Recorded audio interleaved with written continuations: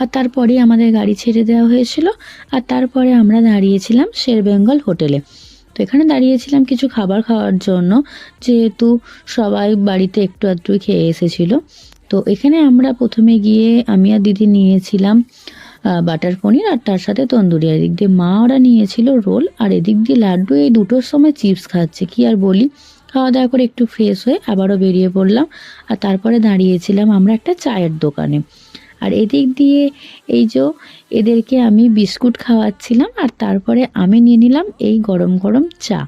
তো তারপরে খাওয়া দাওয়া করে একদম চলে গেলাম গাড়িতে। তারপরে আর কোথাও দাঁড়ানো হয়নি, একদম দীঘা। তো ওখানে গিয়ে ফার্স্টে আমাদের যাওয়া হয়েছিল মোহনা। তখনও তো দেখি মোহনায় কোনো রকম কোনো দোকান খোলেনি, আর সেই বাজে গন্ধ। তো সেজন্য আমরা চলে গিয়েছিলাম বিচে। আর এই দেখো স্টারফিশ জেলিফিশ একটা আলাদাই ব্যাপার। আর মানু তো হাতে করে স্টারফিশ নিয়ে ঘাটাঘাটি করতে শুরু করে দিই।